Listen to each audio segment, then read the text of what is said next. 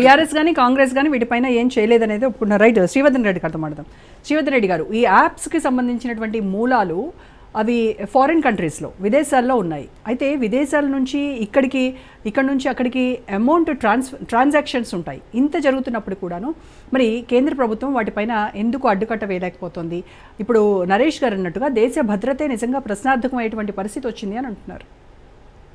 Good evening అండి మన Raj news ప్రేక్షకులకు. ఈరోజు అయితే డిబేట్ పెట్టాము. ఒకటి, నిన్న ఒక వ్యక్తి కోర్టుకు పోవడం, కోర్టు డైరెక్షన్ ఇవ్వడం కారణంగా ఇలా రాష్ట్రంలో దీని మీద చర్చ జరుగుతూ ఉంది. వాస్తవంగా అనేక సంవత్సరాలుగా ఈరోజు స్మార్ట్ ఫోన్లు మన చేతిలోకి వచ్చిన తర్వాత మనకున్నటువంటి సోషల్ ప్లాట్ఫామ్స్, ನೀವು ఫేస్బుక్ కావచ్చు, లేకపోతే ట్విట్టర్ కావచ్చు, లేకపోతే ఇన్స్టాగ్రామ్ కావచ్చు, ఏది ఓపెన్ చేసినా క్షణాలకు కొన్ని ప్రకటనలు వచ్చే దాంట్లో ముఖ్యంగా ఈ యొక్క రమ్మీ, తర్వాత ఈ యొక్క ఆన్లైన్ బెట్టింగ్ సంబంధించినటువంటి ప్రకటనలు వస్తూ ఉన్నాయి. సో ఈ ప్రకటనల కారణంగా ఏం జరుగుతూ ఉంది అంటే, దీంట్లో రెండు రకాలు. ఒకటో, ఇష్టమైనటువంటి అభిమానించేటువంటి హీరోలు ప్రమోట్ చేయడం వల్ల జస్ట్ ఆ లింకును మనం వాస్తవం కూడా ఇంకో లింక్ పోయే లోపలనే అది కనిపించకుండా లింకులు ఇలా ఈ యొక్క స్మార్ట్ ఫోన్లో కనిపిస్తున్న పరిస్థితి. సో దాంట్లో వాడు వచ్చిన తర్వాత అనుకోకుండా చిక్కుంటున్న పరిస్థితులు చాలా మంది జరుగుతున్నాయి.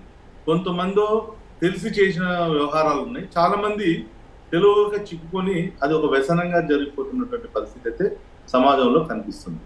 సో దీంట్లో కేంద్ర ప్రభుత్వం ఏం చేస్తుంది, రాష్ట్ర ప్రభుత్వాలు ఏం చేస్తున్నాయి అంటే, కేంద్ర ప్రభుత్వం గతంలో ఈ యొక్క చైనాకు సంబంధించిన అనేక యాప్లను మనం నిషేధించాం. సో నిషేధించినప్పుడల్లా వేరే రూపంలో, కొత్త రూపంలోకి వస్తున్నట్టు దీన్ని ఎక్కడికప్పుడు రాష్ట్రాలు కేంద్రానికి పంపించాల్సినటువంటి నివేదికలు కూడా ఉంటాయి. సో ఇప్పుడు సపోజ్ మన తెలంగాణ రాష్ట్రంలో ఒక చర్చ ఏదైతే అవుతుందో, ఈరోజు ఇంతమంది సీని తారలు రకరకాల యాప్లకు ఏదైతే చేస్తా ఉన్నారో, సో ఈ యాప్ల వల్ల జరుగుతున్న నష్టం ఏదైతుందో దీన్ని ప్రభుత్వంగా రాష్ట్ర ప్రభుత్వం ఏ విధంగా వాళ్ళ పరిమితులు ఉన్నాయి, వాళ్ళు దాని మీద చర్యలు తీసుకోవడం ముఖ్య అంశం అయితే, దాన్ని కేంద్రానికి కూడా హోంమంత్రులకు ఇక్కడ నుంచి కూడా రిపోర్ట్ పంపడం, కేంద్రం కూడా దీని మీద చర్యలు తీసుకోవాల్సిన బాధ్యత కేంద్ర ప్రభుత్వానికి కూడా ఉంది. అయితే దీంట్లో ఒక డిబేట్ ఏంది, తారాలు ప్రచారం చేస్తుంటే వాళ్ళ మీద ఉప్పు పదాలు మోపుతున్నారా అనేది ఏదైతే జరుగుతుందో, ఇది వాస్తవంగా ఇది ఒక డ్రగ్స్ కానీ, ఈ యొక్క జూదం కానీ, రకరకాలైనటువంటి ఏదైతే వ్యసనాలు ఉన్నావో వాటికి పెద్ద తారలు ఎప్పుడు కూడా ప్రమోషన్ చేయొద్దు.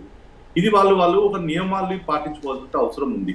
ఎందుకంటే అభిమానులు అనేది ఈ రోజు రియల్ అయినటువంటి హీరోలు ఎవరైతే ఈ దేశం కోసం బలిదానాలైన వాళ్ళకన్నా ఫైట్లతో చేసే, డాన్సులు చేసేటోళ్ళు హీరోలు అనుకునేటువంటి యూత్ ఒక ఏజ్ ఏదైతుందో అది ఒక అట్రాక్షన్ ఏజ్ ఉంటుంది. కాబట్టి చాలా మంది ఇక్కడ డబ్బు పోవడమే కాకుండా ప్రాణాలు పోతున్నటువంటి పరిస్థితులు ఉన్నాయి. సో దీంట్లో చిన్న ఏజ్ పెద్ద ఏజ్ అని కాదు, అన్ని రకాల ఏజ్ లో ఉన్నటువంటి వాళ్ళందరూ కూడా ఇలా ఈ యొక్క ఆన్లైన్ యాప్లో చిక్కుంటారు. ఒకవైపు ఉంది. రెండో వైపు ఏమైతుందంటే, ఇప్పుడు కర్ణాటక, తెలంగాణలో గతంలో ఇక్కడ పేకాట ఆడడం కొన్ని క్లబ్బుల్లో నిషేధించారు. సో నిషేధించినప్పుడు ఏం చేసిండ్రు, పక్క రాష్ట్రాలకు పోయారు, కర్ణాటక రాష్ట్రానికి పోయారు. సో అక్కడ ఇక్కడ అనేది కాకుండా మొత్తంలో ఒక పాలసీ, అంటే ఆడో గవర్నమెంట్ వచ్చినప్పుడు ఓపెన్ చేయడం, ఈడో గవర్నమెంట్ ఉన్నప్పుడు టైట్ చేయడం, లేకపోతే ఈడో గవర్నమెంట్ నుంచి ఓపెన్ చేయడం, ఇవి ఏదైతే జరుగుతుందో ఇవి సమాజంలో అందరికి నష్టం జరుగుతుంది. కాబట్టి ఇది ఒకటి సోషల్ రెస్పాన్సిబిలిటీగా అందరిది కూడా బాధ్యత. ఇంతకుముందు మిత్రులు చెప్పినట్టుగా ఈ సమాజంలో అవేర్నెస్ తీసుకురావాలి, దీనిలో చిక్కుకోకుండా చూసుకోవాలి, చిక్కున్నోని కూడా ఒక కౌన్సిలింగ్ ఇచ్చి వాడిని డైవర్ట్ చేయాల్సిన అవసరం కూడా ఉంది. ఎందుకంటే యాప్లో వాడు మనీ పోగొట్టుకున్న తర్వాత మళ్ళీ దీనికి ఇంకొక లింక్ ఉంటుంది. ఏంది, ఆధార్ కార్డు పెడితే రుణాలు ఇచ్చేటటువంటి సంస్థలు ఉన్నాయి. సో వాడు ఏం చేస్తున్నాడు, ఆ రుణాలుతో డబ్బులు తీసుకొచ్చేసి వాడు యాప్ లో పెడుతున్నాడు. ఇక్కడ ఈయన నష్టపోతున్నాడు, అక్కడ వాడు ఏం చేస్తున్నాడు, రుణాలు తీసుకున్నాడు అంతా ఫోర్స్ చేస్తున్నాడు, వాడిని రకరకాలుగా వేధింపులు చేస్తా ఉన్నాడు. ఎగ్జాంపుల్ కైలాష్ గారు చెప్పారు. మానసికమైనటువంటి ఒత్తిడితోటి చాలా మంది చనిపోతున్న పరిస్థితి ఉంది. సో ఈ లింకింగ్ కు సమాజం మొత్తంలో, అంటే నేను ఏమంటున్నానంటే, ఇది ఏ ప్రభుత్వాన్ని మనం నిందించాల్సిన అవసరం లేదు. కానీ ఇప్పుడు ఇది జరిగింది కాబట్టి రేవంత్ రెడ్డి గారు ఇక రాష్ట్రంలో దీని మీద సమీక్ష చేసి వెంటనే ఏదైతే ఇప్పుడు రాష్ట్రంలో జరుగుతుందో, ఇదేదో ఇలా ఒక రోజు 2 రోజులు చర్చ జరుగుతుంది, దాని తర్వాత మళ్ళీ 3వ రోజు నుంచి మర్చిపోతాం. ఇప్పుడు అందరూ అడుగుతున్నటువంటి ప్రశ్న కూడా అదే శ్రీవర్ధన్ గారు, అంటే కేసులు పెట్టి వీళ్ళతో విచారణ చేయించేసి మీడియాలో హడావిడి చేసేసి దీన్ని అంతే పక్కన పెట్టేస్తారా? అంటే మనం చాలా సందర్భాల్లో చూసాము, డ్రగ్స్ గురించి కూడా చాలా హడావిడి చేస్తారు, అంటే సెలబ్రిటీస్ ఇదంతా చేస్తున్నారు అది ఇదని చెప్తారు, 2-3 రోజులు హడావిడి నడుస్తుంది, తర్వాత వీళ్ళే బాధితులు అని చెప్పేసి వాళ్ళని సైడ్ చేసేస్తారు. అదే జరుగుతుంది. సో దీంట్లో ఏదైనా కూడా ప్రభుత్వాలు కూడా ఒత్తిడిని తట్టుకొని నిజంగా కూడా, ఇప్పుడు డ్రగ్స్ కేసులో మనం చూసాం చాలా మంది హీరోలు డ్రగ్స్ తీసుకున్నారు అనేది వచ్చింది. సో ఈ రోజు హైదరాబాద్ లో కూడా డ్రగ్స్ కు నిలయం అయిపోయింది అనేది, ఇలా పెద్ద పెద్ద కాలేజీలకు వాళ్ళ పిల్లలు పంపాలంటే ఇలా భయమైనటువంటి పరిస్థితి ఉంది. కాలేజ్ స్టూడెంట్స్ కాదు, స్కూల్ స్టూడెంట్స్ వరకు కూడా డ్రగ్స్ అనేది చేరినటువంటి పరిస్థితులు ఉన్నాయి. ఇలా చాక్లెట్ రూపాల్లో డ్రగ్స్ వస్తున్నాయి, రకరకాల రూపాల్లో. ఇలా ఒక హై ఎండ్ పిల్లలు ఎవరైతే ఉన్నారో, ఇలా టాప్ కాలేజీలు టాప్ స్కూల్స్ అనే దగ్గరలో ఇలా జరుగుతున్నది ఏంటంటే డ్రగ్స్ యొక్క వ్యవహారం జరుగుతుంది. సో దీనికి ప్రభుత్వాలు చిత్తశుద్ధిగానే వ్యవహారం చేయాలి.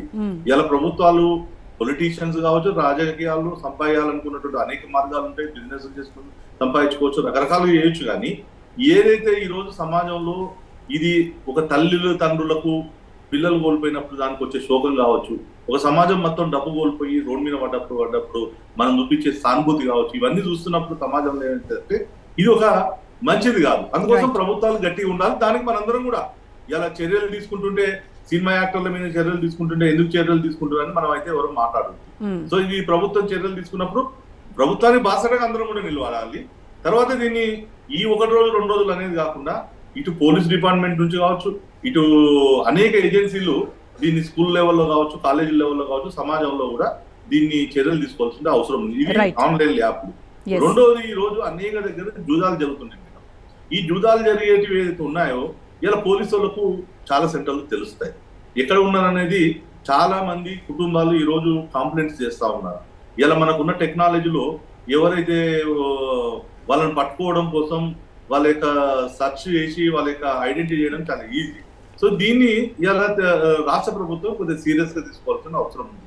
సో అనేక దగ్గరలో కూడా ఏమైతుందంటే డబ్బు అనేది మన దగ్గర రియల్ ఎస్టేట్ కారణం కావచ్చు, ఆస్తులు అమ్మినటువంటి దానిలో కావచ్చు, అనేక రకాల రూపంలో కొంత మనీ ఫ్లో జరుగుతూ ఉంది, అప్పులు చేసి ఇలాంటి జరుగుతున్నాయి. కాబట్టి ప్రభుత్వం కొన్ని తీసుకోవడానికి వాళ్ళ చేతుల్లో చర్యలు తీసుకోవడానికి ఇక్కడ ప్రభుత్వం ఉంది. అదేవిధంగా కేంద్ర ప్రభుత్వం కూడా, అంటే ఏమంటుంటే రాష్ట్ర ప్రభుత్వాల నుంచి వచ్చేటువంటి ఫీడ్బ్యాక్ ను కేంద్రానికి ఇచ్చినప్పుడు కేంద్రం కూడా దాని మీద కాన్సంట్రేషన్ చేసి తప్పకుండా కూడా చర్యలు తీసుకుంటాం. అండి రామ్మోహన్ గారితో మాట్లాడే ముందు డిబేట్ ఒక షార్ట్ బ్రేక్ తీసుకుని వద్దాం. Stay with us.